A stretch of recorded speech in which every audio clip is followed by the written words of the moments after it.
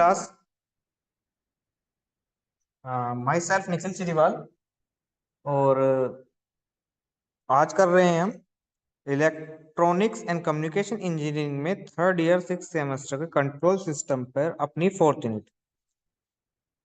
Last हमने third unit का part B complete किया है। ठीक है। और ये फोर्थ यूनिट हम एक पार्ट में करेंगे जिसके अंदर ज़्यादा टॉपिक नहीं है। हमने इसके अंदर से दो टॉपिक करने हैं और दोनों टॉपिक कुछ इस तरीके से रहेंगे कि उसके अंदर हमारा न्यूमेरिकल पोर्शन प्लस थ्योरी, दो टॉपिक है, दोनों में न्यूमेरिकल थ्योरी और दोनों टॉपिक इस तरीके से रहेंगे। तो हमने कंप्लीट कर लिया है जैसे कि आप देख पा रहे होंगे। फर्स्ट यूनिट हमारी कंप्लीट हो गई, इंट्रोडक्शन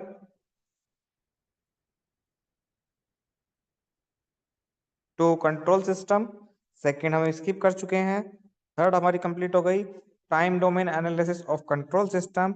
और today will discuss on fourth unit, stability of linear control system. एक छोटी सी और इम्पोर्टेंट यूनिट है हमारे लिए।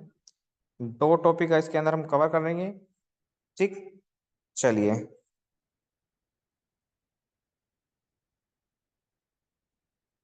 कुछ प्रीवियस ईयर देख पा रहे होंगे आप। Elaborate the step 5 procedure of plotting root locus of a given open loop transfer function. ठीक है। Using Horvitz Hurwitz criterion, discuss the stability of following characteristic equation। एक इक्वेशन दी है, स्टेबिलिटी चेक करनी है। Next, what is Routh Hurwitz stability criterion and method of formation of array। What do you mean by stability of a system? Discuss the effect of adding poles and root locus with example। Overview देख लेते हैं आज का lecture का। एक overview, सबसे पहले introduction to stability of control system. ठीक है। Routh Hurwitz criterion, next root locus technique, and last design of root loci. ठीक है, चलिए स्टार्ट करते हैं। इंट्रोडक्शन से आते हैं स्टेबिलिटी में। Stability of any system is a very important characteristic of any system. Okay. In control system, stability can be judged by observing the time response curve। Control system के अंदर अगर stability को जज करना हो तो मैं उसके टाइम रेस्पॉन्स कर्व से जज कर सकता हूं, which is basically depend on location of pole. जो कि किस पर डिपेंड है? पोल्स की लोकेशन पर। ठीक। Generally, generally, for a stable system, oscillations must die out as early as possible or steady state should be reached fast। ठीक है, इन टाइम रेस्पॉन्स कर। तो ये कुछ स्टेबिलिटी के बारे में बात पता होनी चाहिए थी। एक इम्पोर्टेंट कैरेक्टरिस्टिक है, जज कर सकते हैं कर्व से। और oscillation must be die out as possible. जो स्टेबल अगर सिस्टम होगा तो उसकी ऑक्सीलेशन जो होंगी, जो उसकी ऑक्सीलेशन होंगी वो एज फास्ट एज पॉसिबल खत्म हो जाने चाहिए। या फिर हम कह सकते हैं कि उसका स्टेडी स्टेट बहुत तेजी के साथ रीच हो जाना चाहिए। तो वो सिस्टम हमारा क्या कहला जाता है? एक स्टेबल सिस्टम कहलाएगा।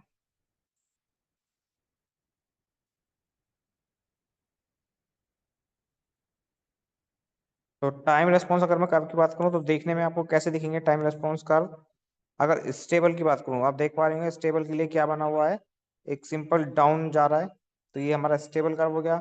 अगर वो न्यूट्रल है तो वो एक स्ट्रेट लाइन होगी, और वो अनस्टेबल है तो वो ऊपर ऊपर साइड में जाएगा। ये तीन आपको टाइम रेस्पॉन्स कर्व याद रखने हैं, स्टेबल के लिए डाउन साइड, न्यूट्रल के लिए सीधा, और अनस्टेबल के लिए अपर साइड। चलिए, एक क्वेश्चन बन जाता है, एब्सोल्यूट एंड रिलेटिव स्टेबिलिटी के बीच में। ठीक है, अगर मैं बात करूं एब्सोल्यूट स्टेबिलिटी की, अगर मैं बात करूं एब्सोल्यूट स्टेबिलिटी की, तो ये क्या है? The absolute stability indicate whether the system is stable और नॉट। एब्सोल्यूट स्टेबिलिटी क्या बता रही है? कि सिस्टम स्टेबल है या नहीं है। This is indicated by the presence of one or more poles in R H P. यहाँ पे आर एच पी से मतलब हमारा है right hand plane. R H P से हमारा मतलब है राइट हैंड प्लेन। ठीक है, जो भी हमारा प्लेन होगा उसके राइट हैंड में अगर मेरा पोल आ रहा है तो वो मेरी बताएगा स्टेबिलिटी को और अनस्टेबिलिटी को। अगली बात करते हैं रिलेटिव स्टेबिलिटी की। तो रिलेटिव स्टेबिलिटी की अगर मैं बात करूंगा तो relative stability refers to the degree of stability of a stable system describe by above. तो ये क्या बताता है? डिग्री ऑफ स्टेबिलिटी बताता है। This depends on the transfer function of the system which is represent by the both numerator. Numerator क्या दिखाते हैं? न्यूमिनेटर दिखाते हैं भाई जीरोस को, एंड डिनोमिनेटर जो दिखाते हैं पोल्स को। This can be referred to a study of system response either in time and frequency domain, दोनों डोमेन में हम इसे पढ़ सकते हैं। तो ये हमारी रिलेटिव स्टेबिलिटी की बात हो गई। चलिए अपने टॉपिक पर आ जाते हैं जो आज हमें सीख के जाना है। Routh Hurwitz stability criterion. बड़े ध्यान से देखिएगा। It is the method for determining continuous system stability. ठीक है, स्टेबिलिटी फाइंड करने के लिए एक मेथड हम यूज कर रहे हैं। The Routh-Hurwitz criterion state that the number of roots of the characteristic equation with positive real parts is equal to the number of change in sign of the first column of Routh-Hare। क्या बोला? The number of roots of characteristic equation with positive real parts is equal to the number of change of signs of the first column of Routh-Hare। तो ये जो portion है ये अभी आपको समझ में आएगा कि फर्स्ट कॉलम की किसकी बात कर रहा है। ठीक है, फिलहाल इसे देख के आगे बढ़ते हैं, एग्जाम्पल समझने की कोशिश करेंगे। ये फर्स्ट कॉलम की क्या बात करी है इसने। आगे देखिए, राउथ हर्विट्ज के स्टेबिलिटी क्राइटेरियन में this method yield stability information without the need to solve the close loop system. एक क्लोज लूप सिस्टम को हम बिना सॉल्व करे स्टेबिलिटी पता कर सकते हैं। Using this method we can tell how many close loop system poles are in the left half of plane, in the right half of plane and on imaginary axis या फिर J omega axis. Imaginary axis या फिर J omega axis. Notice that we say how many not where. ये बता सकते हैं कि मतलब कितने हैं, इतने इधर कितने हैं, मतलब राइट साइड में कितने हैं, लेफ्ट साइड में कितने हैं, या इमेजिनरी एक्सिस पे कितने हैं। बट नॉट ये नहीं बता सकते कि किस जगह हैं। हम जगह नहीं बताएंगे, बट ये बता देंगे कि लेफ्ट साइड कितने हैं और राइट साइड कितने हैं। चलिए, the method required two steps. इसके अंदर दो स्टेप्स होंगे। The method required two steps. First, generate a data table called राउथ table. एक टेबल बनानी है जिसे हम राउथ टेबल कह रहे हैं, जो आज हम सीखने वाले हैं। Second one is interpret the route table to tell how many closed loop system poles are in the LHP left hand plane and the RHP right hand plane on the j omega axis, मतलब imaginary axis। ठीक, चलिए पहले table बनाने से सीखते हैं।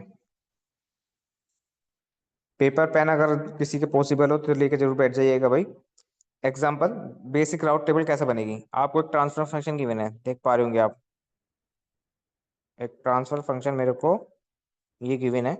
ठीक है, न्यूमिनेटर है डिनोमिनेटर है, तो हमें कैरेक्टरिस्टिक इक्वेशन चाहिए जो कि क्या है? ट्रांसफर फंक्शन की डिनोमिनेटर वैल्यू। ठीक है, तो इसकी डिनोमिनेटर वैल्यू उठा ली हमने, क्या है? A4S4 plus A3S3 plus A2S2 plus A1S plus A0। ठीक है, A4 A3 A2 A1 A0 क्या है? कॉन्स्टेंट है।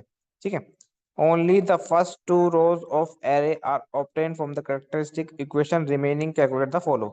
हम इस एरे की केवल दो रो इस इक्वेशन से ड्रॉ करेंगे, बाकी की जो भी रो होंगी 1 2 3 4 5 जितनी भी रो होंगी वो सारी हमें कैलकुलेट करनी है इन दो रो की मदद से। अब देखो आपको करना क्या है, आपको ऊपर इक्वेशन दिख रही है, मैक्सिमम पावर उठा लीजिए इक्वेशन की, करेक्टरिस्टिक इक्वेशन मैक्सिमम पावर कितनी है S4, तो आपने यहाँ पे ड्रॉ कर दिया यहाँ पे S4। ठीक है, फिर उससे एक कम पावर कितनी हो गई, S3 हो गई, वो नीचे ड्रॉ कर ली। आपको ये दो रो बनानी है, दो पे काम करना है। अब S4 से कोफिशिएंट हटा दीजिए, एक छोड़ के एक, S4 का कोफिशिएंट A4, फिर एक छोड़ दो कोफिशिएंट A2, फिर एक छोड़ दो कोफिशिएंट A0, उठा लिया।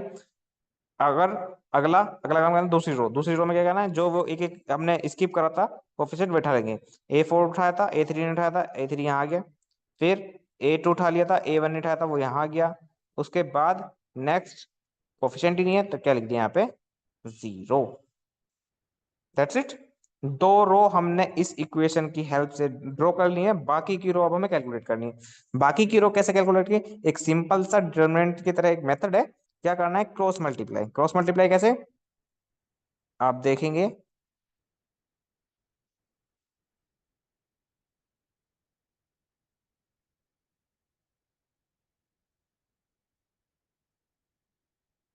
हाँ आप देखेंगे, A3 की मल्टीप्लाई करेंगे हम A2 से, और फिर A4 की मल्टीप्लाई करेंगे हम A1 से।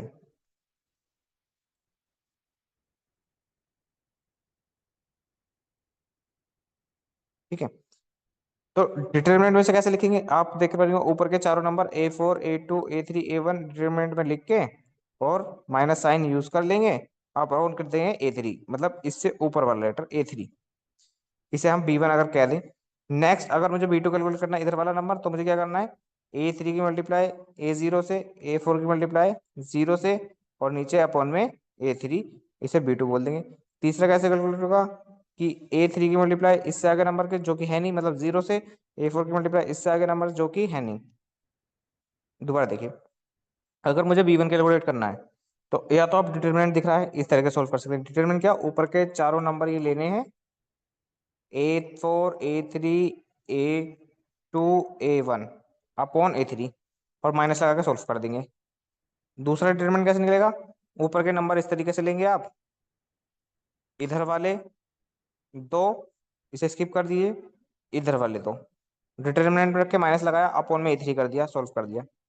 ठीक, अगले वाले डिटरमिनेंट कैसे बनेगा, ये कैसे निकलेगा, इससे मैं निकालूंगा ये, और इससे अगला तो कुछ है ही नहीं, मतलब 0 0।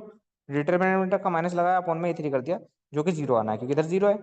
या दूसरा तरीका मैं इस तरीके बता रहा हूँ कि आपको मल्टीप्लाई करनी है। मल्टीप्लाई कैसे करनी है, पहले A3 की A2 से, फिर A4 की A1 से, हो गई। नेक्स्ट अपॉन में A3 कर देंगे, वो मेरा B1 हो जाएगा। अगला A3 की A0 से और A4 की 0 से, अपॉन में A3 कर देंगे, मेरा अगला हो जाएगा। तीसरा 0 होना ही है ना, क्योंकि आगे और कोई टर्म नहीं है।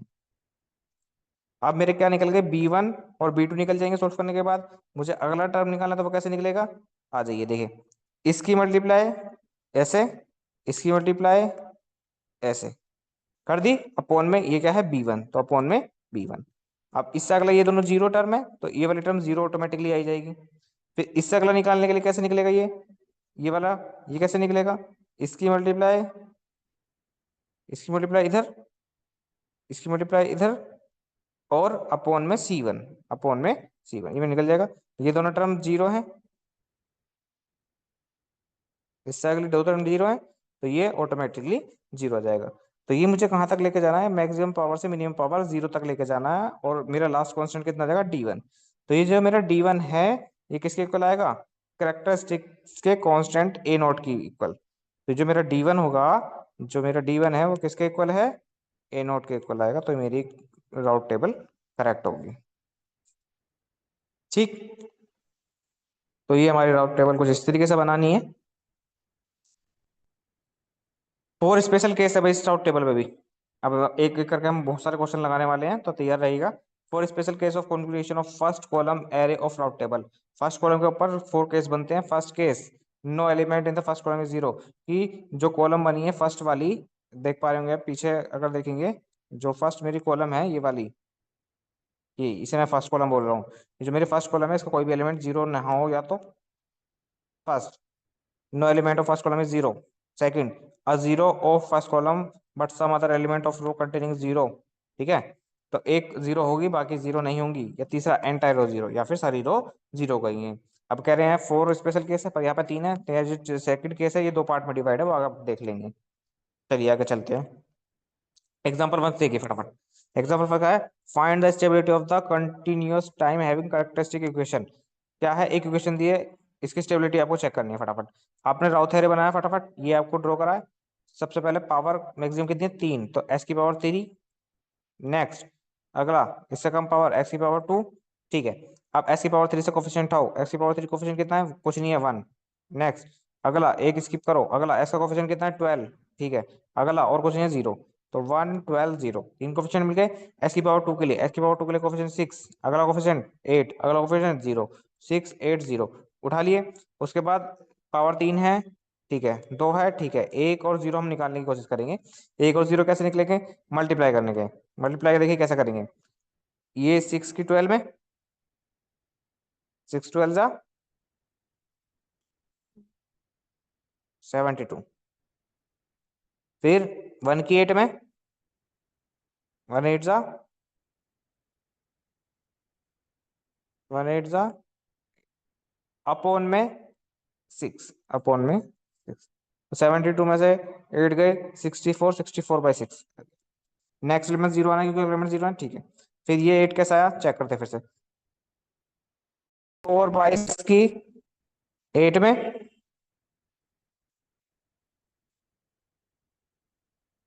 माइनस सिक्स की जीरो में, अपॉन 64/6।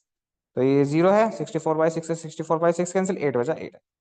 ठीक है, देखिए लास्ट वाला कांस्टेंट करेक्टरिस्टिक इक्वेशन के कांस्टेंट से मैच हो रहा है, राउट टेबल बिल्कुल सही है।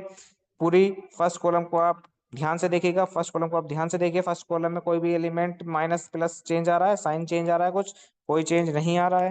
तो मैं क्या लिखूंगा, since there are no sign change in the first column of the Routh table, it means that all the roots of characteristics have a negative real part, hence the system is stable। क्या लिख देंगे, system is stable. कितना काम आपको करना है, ठीक है, सिंपल बेसिक सी कैलकुलेशन है, ज्यादा कोई टफ काम नहीं है। नेक्स्ट क्वेश्चन देखिए फटाफट। नेक्स्ट क्वेश्चन में आप देख पा रहे होंगे फिर से एक इक्वेशन दी है आपको, S square plus S S cube plus S square plus two S plus 24। राउट टेबल बनाते हैं फटाफट। राउट टेबल बनाने के लिए कोफिशिएंट एस की पावर तीन सबसे मैक्सिमम पावर, उससे कम पावर एस की पावर टू, दोनों हमने ले लिए। एस की पावर थ्री के लिए कोफिशिएंट कितना है, one two and zero. One two और जीरो लेने की जरूरत ही नहीं है। अगला एस स्क्वायर कोफिशिएंट वन और 24, वन और 24, अगला जीरो होगा और लेने की जरूरत नहीं है। फटाफट मल्टीप्लाई करने की कोशिश करते हैं। वन की टू में टू, वन की टू में टू, माइनस वन की 24 में 24, अपॉन में कितना, वन। वन में से 24 गया, माइनस का 22 अपॉन वन, यानी कि माइनस का 22। नेक्स्ट मल्टीप्लाई करके देखते हैं नेक्स्ट क्या आएगा, 22 की 24 में, 22 की 24 में, माइनस 22 की 24 में, माइनस वन की जीरो में, जीरो अपॉन में माइनस का 20, माइनस का 22, 20 से 20 प्लस का 24, प्लस का 24 मेरा बच गया। ठीक है, अब मुझे क्या चेक करना है मल्टीप्लाई करने के बाद, कि मेरी फर्स्ट कॉलम पे ध्यान देंगे। फर्स्ट कॉलम में प्लस है फिर माइनस आ गया, एक बार साइन चेंज हुआ फिर प्लस आ गया, दो बार साइन हुआ है, तो टू टाइम्स साइन चेंज हुआ है भैया यहाँ पे। टू टाइम्स साइन होने का मैं क्या लिख सकता हूँ यहाँ पे, because of two change in sign appear in the first column we find the two roots of the correct equation lie in the right hand side. यानी कि इसका मतलब है टू रूट्स मेरे राइट प्लेन में जा रहे होंगे, टू रूट से टू पोल मेरे राइट प्लेन में जा रहे होंगे, एस प्लेन के, hence the system is stable. तो मैं क्या कह सकता हूँ, सिस्टम मेरा कैसा है, अनस्टेबल है। फटाफट एक और एग्जांपल देखते हैं। एक इक्वेशन फिर से आपको दी है, S Q plus three S square plus three S plus one plus के इक्वल्स टू जीरो। ठीक, चलिए अब इसमें अगर हम क्वेश्चन करना तो क्या करेंगे, फटाफट राउट टेबल बनाएंगे। हमने राउट टेबल ड्रॉ कर दी। कोफिशिएंट लिखते हैं, एस की पावर मैक्सिमम कितनी है, तीन, मिनिमम कितनी है, मतलब एस की पावर थ्री, फिर एस की पावर टू, फिर वन और फिर जीरो। दो कॉलम बनाने की कोशिश करेंगे। एस की पावर थ्री का कोफिशिएंट वन, थ्री एंड ये कांस्टेंट है तो वन प्लस के, अगला कोफिशिएंट 3 और 1 प्लस के। मल्टीप्लाई करते हैं फटाफट। मल्टीप्लाई कैसे करेंगे? 3 3 जा 9, 3 3 जा 9 माइनस 1 की 1 प्लस के में करी तो 1 - के अपॉन में 3 तो 1 - 9 - 1 8, 8 - के अपॉन 3, ये मेरा आ गया। अगला नंबर 0 आना है। फिर मल्टीप्लाई करते हैं। फिर मल्टीप्लाई कैसे करेंगे अगले के लिए? 8 - के की 1 प्लस के में 8 - के अपॉन 3 की करनी है 1 प्लस के में, फिर माइनस करके 3 की करनी है 0 में, जो कि 0 हो जाएगा, और अपॉन करेंगे 8 - के/3। तो यहाँ पे 8 - के/3 से 8 - के/3 बच जाएगा केवल 1 प्लस के। अब मैं यहाँ पे लिख पाऊंगा कि मुझे थोड़ा सा अपना देना है ज्ञान। For system stability it is necessary that the condition 8 - के greater than 0। अगर मेरा सिस्टम स्टेबल होगा तो भाई ये जो मेरा यहाँ पे 8 - के लिखा है ये प्लस का होना चाहिए। ठीक है, 8 - के 0 से बड़ा होना चाहिए, तो मैं क्या लिखूंगा? 8 - के is greater than 0 and 1 plus के ऑल्सो ग्रेटर देन 0। और ये नीचे 1 प्लस के ये भी कैसा होना चाहिए? Greater than 0, must be satisfied. Hence the range of value of system parameter k must be lie between -1 to 8। तो k की वैल्यू -1 से 8 के बीच में लाई करेगी, और मेरा आंसर आ गया है।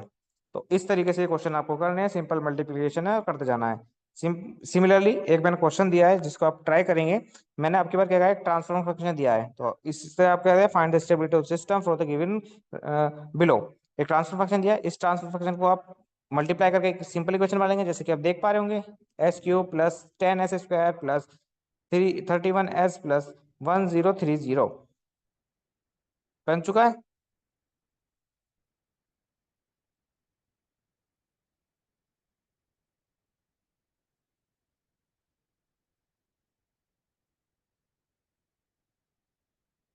फिर मैंने देखा इसमें एक फीडबैक जा रही है 1, तो फीडबैक कितनी जा रही है? 1। इस ट्रांसफर फंक्शन को मैं किस तरीके से लिखता हूँ? 1/GS अपॉन सॉरी, क्या है ट्रांसफर फंक्शन का फॉर्मूला, याद है आपको? GS/1 + GS/HS, जहाँ के HS की वैल्यू कितनी है? 1। तो GS/1 + GS को आप सॉल्व करोगे तो मेरी इक्वेशन निकल के कितनी आ जाएगी? ये। ठीक है, अब इक्वेशन को आप बना सकते हैं राउट टेबल बनाने के बाद आपका आंसर इस तरीके से आ जाएगा। तो क्लास एक इजी मेथड है जिससे इजीली आप स्टेबिलिटी चेक कर सकते हैं किसी सिस्टम की। केस 2 पे चलते हैं भाई। केस 2 क्या कर रहा है? Stability via epsilon method. अब क्या है इसके अंदर? अगर मैं क्या कह रहा हूं, if the first element of row is 0, ठीक है, division by 0 would be required to the from the next row. तो अगर मेरा फर्स्ट जो कॉलम है उसके अंदर पहले एक 0 बन रहा है, तो वहां मैं ये एप्सिलॉन मेथड लगाता हूँ। अब इसे समझने के लिए एप्सिलॉन की वैल्यू को मैं बाद में नेगेटिव और पॉजिटिव चेक कर लूंगा with the help of formula. तो आप सीधा क्वेश्चन से देखिए, ऐसे आपको डिफिकल्ट लगेगा बट क्वेश्चन से समझ में थोड़ा इजी हो जाएगा। क्वेश्चन पे देखते हैं। तो क्वेश्चन इस तरीके से है। एक कैरेक्टरिस्टिक इक्वेशन गिवन है, सीधा कोई निकालने की जरूरत ही नहीं है। कैरेक्टरिस्टिक इक्वेशन ये, कैरेक्टरिस्टिक इक्वेशन क्या है? S5 + 2S4 + 2S3 + 4S² +11s + 10, ये मेरी कैरेक्टरिस्टिक इक्वेशन हो गई है। अब सीधा राउट टेबल बनाते हैं भाई। ये रही राउट table. Coefficient maximum power S5 है, उसके बाद S4 है। ठीक है, ठीक है, कोफिशिएंट ले लेते हैं। S5 के साथ कोफिशिएंट 1, फिर एक स्किप करा। S3 के साथ 2, फिर एक स्किप करा। 11, फिर एक स्किप नहीं है, 0। फिर अगला कोफिशिएंट, अगला कोफिशिएंट क्या होगा मेरा? S4 का 2, एक स्किप करा। S2 का 4, एक स्किप करा। 10, 2 4 10 और 1 2 11। ठीक है, अब फटाफट मल्टीप्लीकेशन करनी है। मल्टीप्लीकेशन इजीली है। 2 2 जा 4, 4 1 जा 4, 4 - 4 अपॉन 2 यानी कि 0। भैया पहला एलिमेंट ही मेरा 0 अगर आ जाए तो इस केस में इस 0 को 0 ना लिख के मुझे क्या करना है? इसे एप्सिलॉन चेक मान लेना है। तो मैं अब इसे 0 नहीं लिख के एप्सिलॉन मान लिया है। अब इस एप्सिलॉन से मुझे कैलकुलेशन करनी है। अब एप्सिलॉन से कैसे कैलकुलेशन करूंगा भाई? अगला नंबर ले लेते हैं। अगला नंबर क्या आएगा? 2 की करेंगे 11 से, 22 1 की 10 से -10 अपॉन में 2, 2 में 10 के 12 अपॉन 2 यानी कि 6, अगला 6 आ गया, नेक्स्ट में 0 क्योंकि 0 हो जाना है। ठीक है, फिर नेक्स्ट नेक्स्ट कैसे बनेगा, मुझे चाहिए C1, C1 कैसे निकला होगा, अब देख पा रहे हो C1 कैसे निकला होगा। तो C1 कुछ इस तरीके से निकला है, देखिए C1 कुछ इस तरीके से निकला है, एफ साइलन की 4 से 4 एफ साइलन, फिर 2 6 12 अपॉन में एफ साइलन, देख पा रहे हो C1 की वैल्यू। ठीक, अगला एफ साइलन की 10 से, फिर 2 की 0 से अपॉन एफ साइलन, तो 10 एफ साइलन अपॉन एफ साइलन से एफ साइलन कट जाएगा, 10 रह जाएगा इस। फिर ये D1 कैसे निकला, D1 भी इस तरीके से, C1 हम निकाल चुके हैं, तो C1 की 6 से एफ साइलन की 10 से, तो 6 C1 अपॉन वो -10 एफ साइलन अपॉन C1। ठीक है, ये मेरा D1 निकल गया है। ठीक, इसी तरीके से ये अगला 0 हो जाएगा, 0 हो जाएगा, ये 10 कैसे आया, फिर से मल्टीप्लाई D1 की 10 से, C1 की 0 से अपॉन D1, D1 से D1 कैंसिल, तो ये मेरा 10 बच जाएगा। तो इस तरीके से आप टेबल बना लेंगे, सिंपल कैलकुलेशन करनी है, रफ में आप कीजिएगा। अब देखने वाली बात ये है कि मेरी C1 ये है, अगर इसमें मैं एप्सिलॉन की वैल्यू 0 पुट कर दूं, यहाँ तो 0 करने से कोई फायदा नहीं होगा, एक बार इसके साथ एक बार इसके साथ, तो मेरा जाएगा 12 अपॉन एप्सिलॉन, यहाँ से बचेगा। अगर मैं यहाँ पे इसे सोल्व करूँ, तो C1 इसके साथ C1 इसके साथ, तो यहाँ पे मेरा 6 बच जाएगा, यहाँ पे ये कैंसिल हो जाएगा, तो यहाँ पे 6 बच जाएगा। तो there are two sign change, ये माइनस का 12 ऐसे रहेगा, there are two sign change due to the large negative number in the first column. तो मेरा ये माइनस का 12 बैठा है भैया फर्स्ट कॉलम में, ये तो C तो प्लस का आ जाएगा एसल की वैल्यू 0 रखने पर। ठीक है, तो ये माइनस का 12 रह रहा है, therefore the system is unstable, तो मैं कह सकता हूँ कि ऐसा सिस्टम यहाँ पे अनस्टेबल होगा, और आर RHP में राइट हैंड प्लेन में हमारे 2 रूट जा रहे होंगे, क्योंकि 2 बार साइन चेंज हो रहा है। तो ये इस तरीके से आपको करना पड़ेगा, अगर एक 0 यहाँ पे बनने स्टार्ट हो जाती है तो। केस टू, रिवर्स कोफिशिएंट, एक रिवर्स होता है, रिवर्स कोफिशिएंट में आप क्या करते हैं, इसे आप बैठ के पढ़ेगा, इस पे कोई ऐसा कुछ है नहीं, मैं सीधा आपको एग्जांपल से दिखाऊंगा। क्या होता है कि अगर आपको 0 बनना है, तो आप एक चीज और कर सकते हैं, इसमें रिवर्स लगा सकते हैं। रिवर्स कैसे, देखिए, रिवर्स इस तरीके से, आपको इक्वेशन दिख रही होगी, ये आपको क्वेश्चन दिख रही होगी, S5 2S4 3S3 6S² 5S, ये इक्वेशन है। इसी को रिवर्स कर दीजिए, इधर का इधर कर दीजिए, कोफिशिएंट 3S की 5 5S की 4 6S की 3 3S² 2S+1, कर पा रहे रिवर्स, इधर के कोफिशिएंट इधर से स्टार्ट कर दीजिए लिखना। आप कोफिशिएंट सर्च करके फिर हम राउट टेबल बनाएंगे, और राउट टेबल इजीली सॉल्व करके बता देंगे कि ये सिस्टम अनस्टेबल है स्टेबल है। ठीक, ये हमारा हो जाएगा रिवर्स वाला मेथड।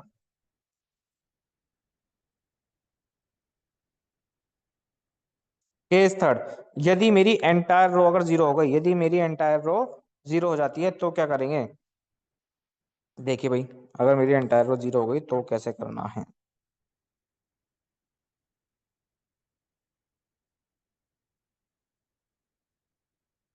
इसे डायरेक्ट एग्जांपल करने की कोशिश करते हैं।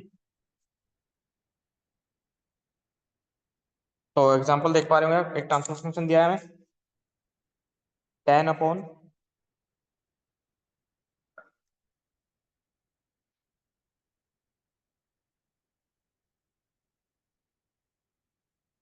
ट्रांसफर फंक्शन दिया है, sorry for interruption, transfer function दिया है 10 upon S5 7S4 6S³ plus 42S² plus 8S plus 56।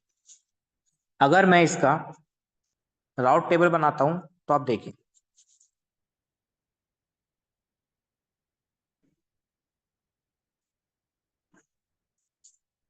चलिए, S की पावर 5 मैक्सिमम पावर, S4, ठीक है, कोफिशिएंट उठा लेते हैं, 1 स्किप करेंगे, 6 स्किप करते हैं, 8, 1 6 8। ओके, नेक्स्ट वाले के लिए 7 42 56, 7 42 56। ठीक, देखिए ये रहा। 7, 42, 56। ठीक, मल्टीप्लाई करते हैं। 7 6 42, 142, 42, 42 माइनस 42 अपॉन 7, 0। ये मेरा ये आ गया 0। ठीक, नेक्स्ट अगर मल्टीप्लाई करके देखते हैं। 7 8 56, 1 8 156, 156, 56 माइनस 56 अपॉन 7, 0। ये देखिए 0। ठीक है, अगला 0 ही आना है। ठीक है, छोड़िए उसे। पूरी एंटायर रो मेरी 0 बन गई भाई। अब इस केस में क्या करना है, पूरी एंटायर रो अगर मेरी 0 बन जाए, पूरी एंटायर रो अगर मेरी कलर चेंज कर देता हूँ, दिखाता हूँ। ये मेरी पूरी एंटायर रो 0 हो चुकी है। ठीक, अब इस केस में आप क्या करेंगे, देखिए। First we return to the row immediately above the row of 0। 0 वाले से ऊपर वाले रो पे तुरंत चले जाएंगे एंड ऑक्सिलरी पॉलिनोमियल मान लेंगे उसे इस तरीके से विद द कोफिशिएंट। तो क्या है, 7 42 56 एक ऑक्सिलरी पॉलिनोमियल मान रहा हूं मैं S4 के साथ, S4। ठीक है, ऊपर वाली कोफिशिएंट के साथ 6s² प्लस 8। ठीक, 1 यहां से लिया, 6 यहां से लिया, 8 यहां से लिया, मैंने ये ऊपर वाली रो ले ली। तो इसके कोफिशिएंट S4 के साथ 6s² 8। अब इसे आपको क्या करना है, डिफरेंशिएट करना है। Differentiate with respect to s, तो ये हो जाएगा 4s⁻3, ये हो जाएगा 6 12s और कॉन्स्टेंट्स का 0। अब ये जो दो कोफिशिएंट आपको मिले हैं, ये कोफिशिएंट आपको यूज करने हैं उन 0 के बजाय। तो उन 0 के बजाय मैं कोफिशिएंट कौन से यूज कर रहा हूँ, 4 एंड 12। ठीक, finally, we use the coefficient of above equation to replace the row of zeros.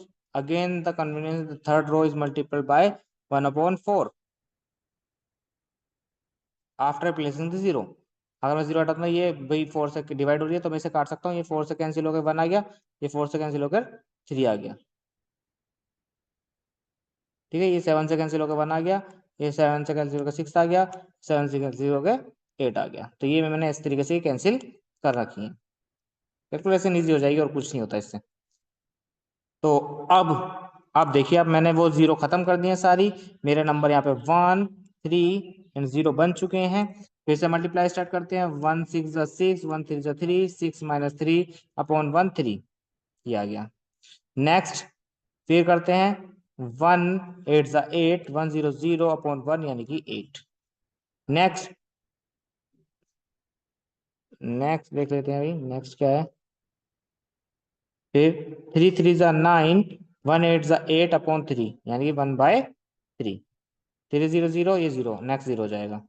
फिर नेक्स्ट 1/3 इंटू 8 माइनस 3 0 अपॉन 1/3, तो 1/3 से 1/3 8। इस तरीके से मेरी there is no sign change, all the entire in the first column are positive, hence there is no right half plane poles.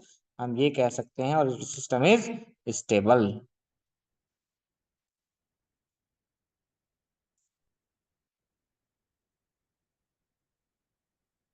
Okay class, ये इसका last type था। तो ये हमारा फर्स्ट टॉपिक कंप्लीट होता है। इसके अंदर हमने बताया कि इस तरीके से 3 केस हो सकते हैं और उसके अंदर हमने राउट टेबल को ड्रॉ करना सीखा है और उसके बारे में कुछ न्यूमेरिकल्स किए हैं। तो ये दोनों तरीके के आपके क्वेश्चन बनने वाले हैं कि आपको राउट टेबल के बारे में क्या पता है, उसके बारे में पूछ सकता है और राउट टेबल बना के दिखाइए, जो कि आप बना सकते हैं जैसे जैसा कि हमने स्टार्टिंग में कराया है, मल्टीप्लिकेशन करके दिखाई थी। और दूसरा, किसी भी तरह का क्वेश्चन मिल जाएगा आपको पेपर में, इस तरह से आपको उसे करके आना है for the checking of stability.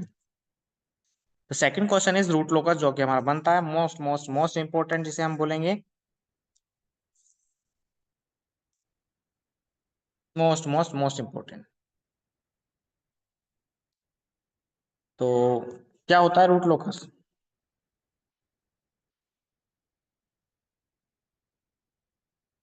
The root locus technique, the root locus technique was introduced by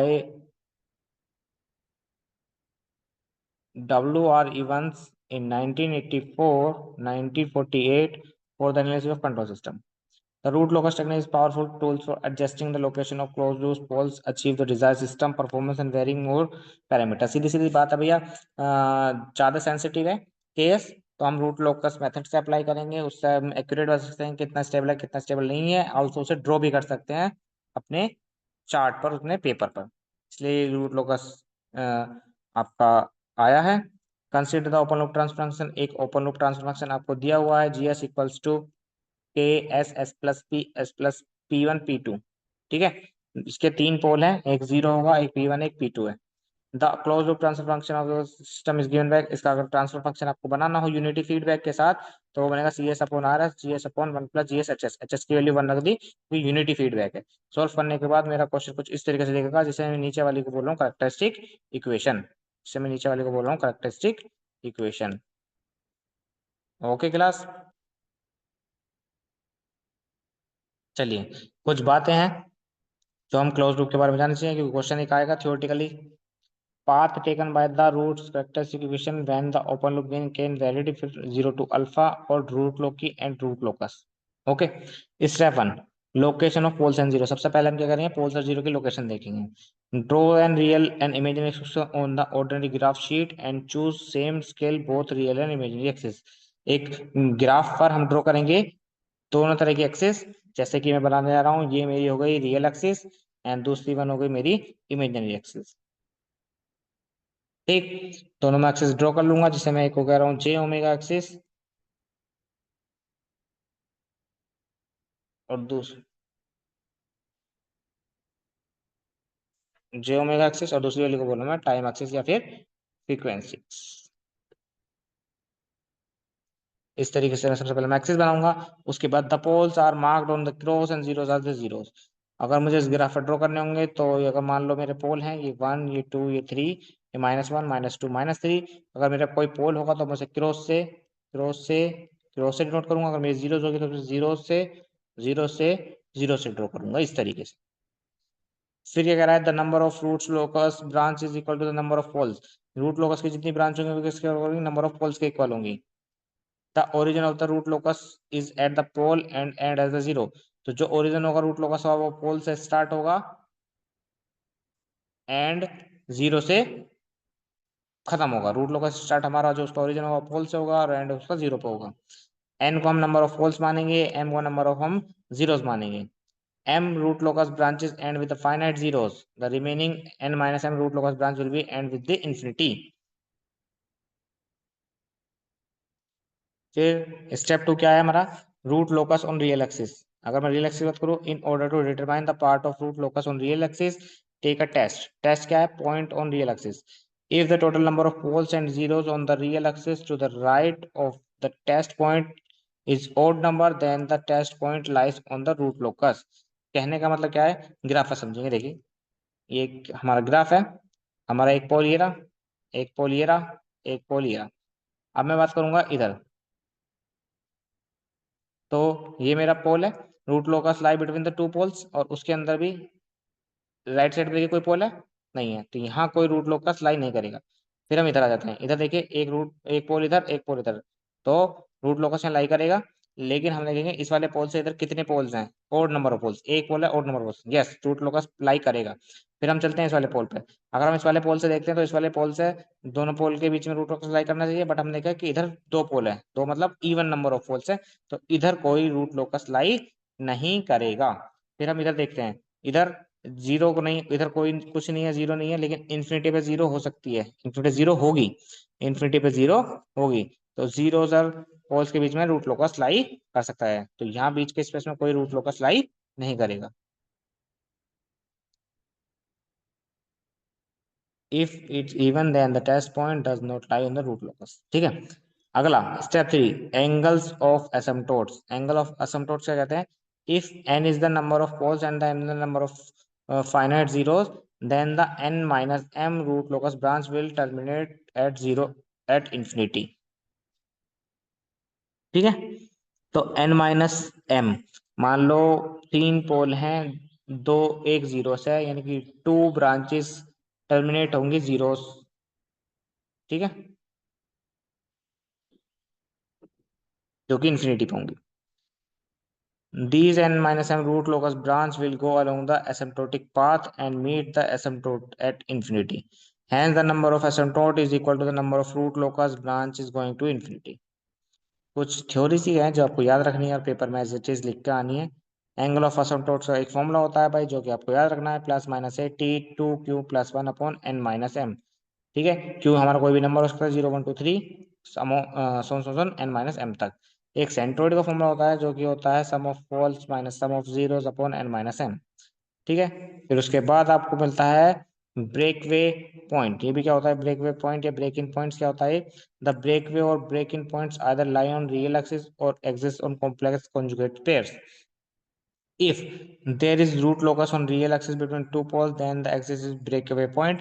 If there is a root locus real axis between two zeros, then the exists a breakaway point. If there is a root locus real axis between poles and zeros, then maybe or may not be breakaway or break-in points. क्या समझ में आया आपको कि अगर root locus दो poles के बीच में लाई करेगा तो वो ब्रेक अवे पॉइंट होगा, अगर रूट लोकस दो जीरो के बीच में लाई करेगा तो वो ब्रेक वे पॉइंट होगा। लेकिन अगर वो पोल्स और जीरो के बीच में लाई करेगा तो वो कुछ भी हो सकता है, ब्रेक वे भी हो सकता है और ब्रेक इन पॉइंट्स भी हो सकता है। ये एक करेक्टरिस्टिक क्वेश्चन है।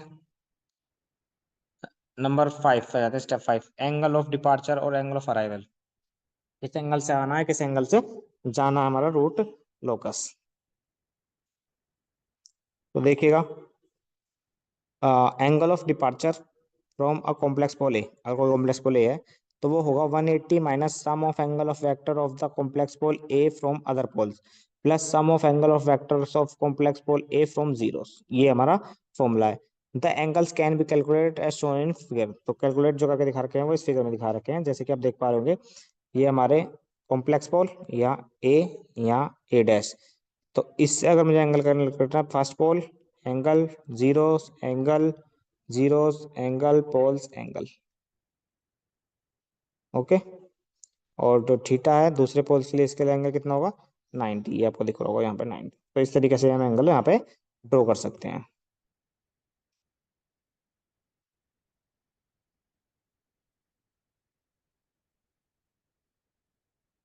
6 point, point of interaction of root locus with imaginary axis. The point where the root loci intersect the imaginary axis can be found the following method by Routh-Hurwitz and trial and error approach। तो हम Routh-Hurwitz हमने सीख लिया है, तो इसे apply करके यहाँ पे हम पॉइंट ऑफ इंटरसेक्शन फाइंड कर सकते हैं। Next, test point and root locus.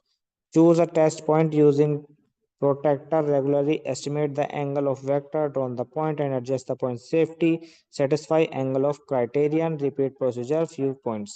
ये आपके किसी काम का नहीं है, फिर सीधा हमारा इसके बाद रूट लोकस तैयार हो जाएगा।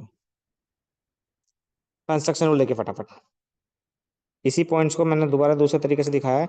सबसे पहले के इक्वल्स टू 0 पॉइंट्स, के इक्वल्स टू 0 पॉइंट क्या कहते हैं, स्टार्टिंग पॉइंट, जिसे कहते हैं हम पोल, कैरेक्टरिस्टिक इक्वेशन के पोल।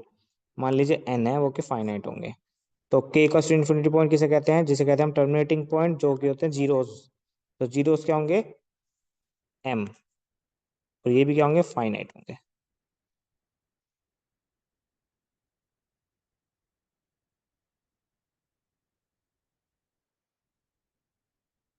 Number 3,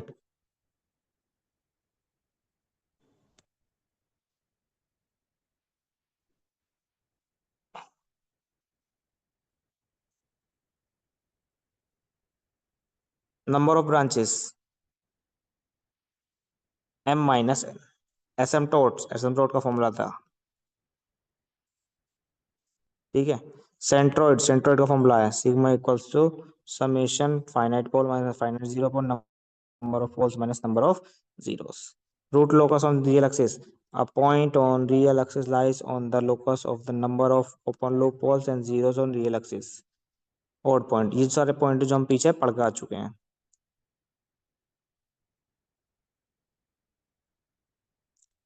break away point, break away point कैसे निकालते हैं, तो ब्रेक अवे पॉइंट निकालने के लिए हमें पता चला कि हम राउ हॉर्विट्ज को लगाएंगे।